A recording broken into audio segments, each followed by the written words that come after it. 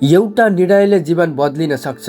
नमस्कार दर्शकवृन्द, म छवि भण्डारी, मोटिभेसनल स्पिकर। आज म तपाईहरुसँग एउटा यस्तो विषयमा कुरा गर्न गइरहेको छु जुन सायद हाम्रो जीवनको सबैभन्दा ठूलो सत्य हो। हामी सबैको जीवनमा एउटा क्षण आउँछ जुन बेला हामीले महसुस गर्छौं अब केही बदल्नु पर्छ। र सत्य के हो भने जीवन बदलिन धेरै ठूलो कुरा चाहिँदैन। कहिलेकाहीँ एउटा निर्णयले नै सबै कुरा बदलिदिन्छ। हामी मध्ये धेरै मानिसहरू आफ्नो विगत बोकेर बाँचिरहेका हुन्छौं। हिजो असफल भयौं, हिजो कसैले होच्यायो, हिजो हामी डरायौं अनि आज पनि त्यही डर, त्यही पीडा, त्यही सोच बोकेर हिँडिरहेका हुन्छौं। बिस्तारै हामी आफैलाई भन्न थाल्छौं, मबाट हुँदैन, म यस्तै हुँ, म बोल्न सक्दिन, म बदलिन सक्दिन।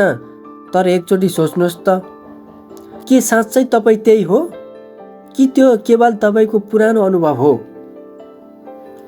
एउटा हात्तीको कथा छ।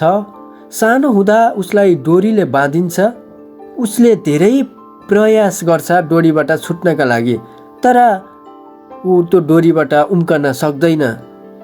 बिस्तारै उसले मान्छ, म सक्दिन, किनकि यो डोरी मैले फुकाउन सक्दिन भन्ने उसलाई दिमागमा त्यो छाप बस्छ। समय बित्दै जान्छ, ऊ ठुलो हुन्छ, शक्तिशाली हुन्छ, तर उसले फेरि प्रयास गर्दैन, किनकि हिजो त्यो डोरी उसले चुडाउन सकेको थिएन।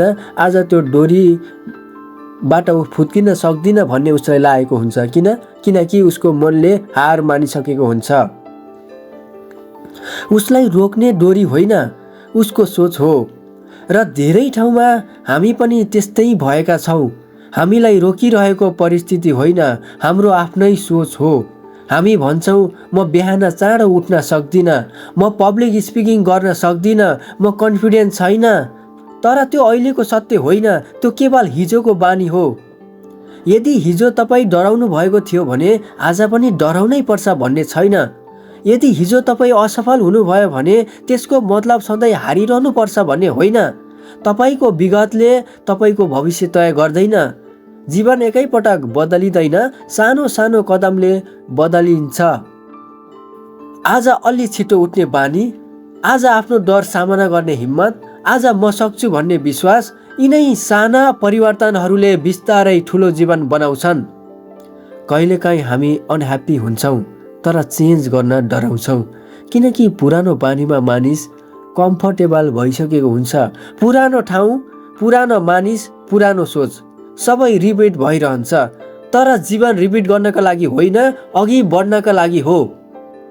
एक दिन आफैलाई सोध्नुस्, म साँच्चै खुसी छु? म जुन जीवन बाँचिरहेको छु त्यो साँच्चै मेरो हो? म जहाँ छु त्यही सधैँ रहिरहन चाहन्छु? किनकि धेरै मानिसहरू आफ्नो सपना बाँचिरहेका हुँदैनन्, उनीहरू केवल बानी अनुसार बाँचिरहेका हुन्छन्। परिवर्तन सजिलो हुँदैन, डर लाग्छ, रिस्क हुन्छ, फेल पनि भइन्छ। तर यदि तपाईँ रिस्क लिन डराउनुहुन्छ भने तपाईँ कहिल्यै अगाडि बढ्नुहुन्न। यदि तपाईँ असफल हुन डराउनुहुन्छ भने तपाईँ कहिल्यै सिक्नुहुन्न। यदि तपाईँ मानिसहरूको कुरा सुनेर मात्र बस्नुभयो भने तपाईँ आफ्नो जीवन कहिल्यै बाँच्न सक्नुहुन्न। जीवनले एउटा कुरा सिकाउँछ, सङ्घर्षले मानिसलाई बलियो बनाउँछ, पीडाले मानिसलाई गहिरो बनाउँछ, सफलताले मानिसलाई तयार बनाउँछ। र कहिलेकाहीँ तपाईले गुमाएको कुरा नै तपाईलाई सही बाटोमा ल्याउने कारण बन्छ।